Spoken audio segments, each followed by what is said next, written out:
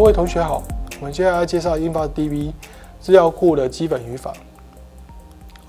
InfluxDB 的话，在查询资料的方式，我们在介绍 InfluxDB 的时候，会有查询资料的几种常见的方式。那这些方法的话，包含 InfluxDB 的命令列的界面，还有 HTTP 的 API， 还有使用 Python 的查询，然后还有最后使用其他程式语言进行查询。那 InfluxDB 查询资料的方式的话呢，我们首先要介绍的是 InfluxDB 命令行的界面。那这一个界面的部分，然后命令界面的部分，让使用者可以透过它，可以直接在跟终端机做资料查询。那这个工具能够执行查询的时候，管理资料库还有量测数据，无需依赖图形化界面。那在 InfluxDB 的话，在查询资料方式里面的第二点的部分，就是有关 HTTP API， 它是 InfluxDB 里面提供一个 RESTful 的接口，然后允许使用者与资料库做相互的互动的动作。那所以用 HTTP 的 API 的话，你可以进行数据的查询，允许各个管理操作。那这样的接口非常灵活。你可以透过CURL 或者是其他 HTTP 的客户工具、高端的工具来进行查询。那 InfluxDB 查询资料的方式的话呢，可以使用 Python， 那可以透过官方的 InfluxDB CLIENT与第三方的资料库，与 InfluxDB 做一个互动操作。这样一个操作的话，包含了数据的查询、写入以及数据的管理。非常适合开发者整合应用程式，例如 Python 结合 Pandas 的数据分析库，那我们可以进行进一步的数据处理与分析。那 InfluxDB 的话的查询资料的方式，InfluxDB 的话提供了多种官方与非官方的 SDK， 那支援多种的程式语言，那这些 SDK 的功能强大。大多与 Python 类似，所以你可以使用它们来做数据的查询，然后呢写入这个数据的管理，那选择这个程式语言的话，来对你的滑掘或者是一些工作的项目的需求来做合适的工具来搭配 InfluxDB。那 InfluxDB 的话的资料让查询资料的方式的话，以上的话就是我们大概介绍的这个方式。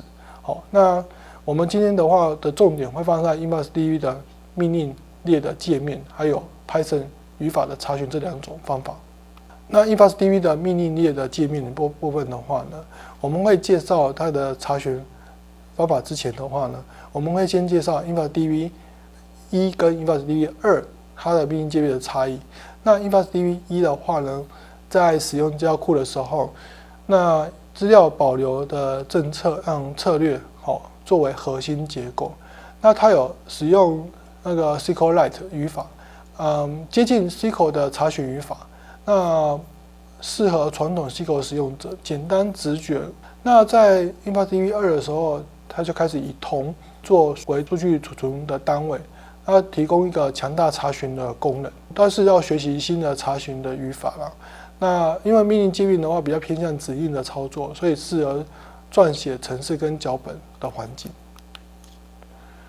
InfluxDB 的话呢，在命令界面里面的话，因为之前我们在章节里面有介绍不少 SQL 的语法，那这次我们要介绍的是 InfluxDB 2的话命令界面的查询，那它会有以下3种部分来进行说明。一个是铜来建立相关的语法，然后再来是测量结构建立相关语法，还有查询测量结构相关的语法。那铜的话，我们会建立这个相关的命令列的界面的语法。那以下的话是我们利用下面的指令来建立一个铜的方式的范例。那在铜的话的建立相关界面的语法里面的话，我们会列出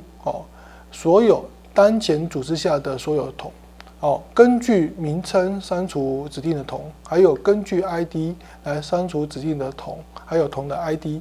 然后可以透过这样一个铜的列表做查询，然后呢修改铜的保留期，然后范例为更新员工的那个员工资料，保留期为60天。好，那在测量结构来建立相关的语法，我们这边的话会有一个写入测量数据的指令的范例。那在测量结构与建立相关语法里面的话呢，在 InfDB 里面的话，测量结构是不可以直接修改的，所以我们可以透过以下这几种方式的话来更新测量结构。那如果需要新的字段的话，可以直接写入新的字段。InfDB 的话会自动更新量测的结构。那同样的，它需要新增这个标签来写入标签。InfDB 的话可以根据新的标签来更新结构。如果量测结构的话动作过大，那可以删除这个旧的数据，然后重新写入这个新的数据，来保持这样一个量测的结构与数据的一致性。然后来删除这个量测的必要性，以删除同还有筛选这个数据数量的部分的进行，或者删除整个同，或者是删除数据的那个量测的数据的部分。好，那在查询量测的结构与相关的语法里面的话呢，我们可以列出同中所有的测量名称，然后呢查看这个标签，使用 schema tag key 的部分来查询这样一个量测的所有的标签键。那在查询量测结构的相关语法，我们可以查看这个字段的键，使用 schema 的 feed key， 然后来查询这个某个量测的所有字段的键，然后以使用函式来查看那个量测的字段键与其他的类型。好，那在查询量测结构的相关的语法，那查询这个量测的结构语法的话，我们可以使用 find 的函式来过滤数据并分析。例如我们要查询过去1个小时的温度，在量测的数据里面做一个判断。那 Python 的语法的查询的部分，那我们可以使用 Python 里面查询 InfDB 时，我们可以常使用的方法是官方提供 InfDB 可耐的 library。那这时候呢，函式库会支援了 InfDB2 的版本的语法，以及1的旧版的资源。那接下来我们有一个基本的一个介绍，就是使用 InfDB 的话呢，它的可耐 library 前置的作业，还有查询资料的部分、写入资料，还有 pandas 的整合查询。那在使用 InfDB 的时候呢，有可耐端可耐的 library 来做前置的作业。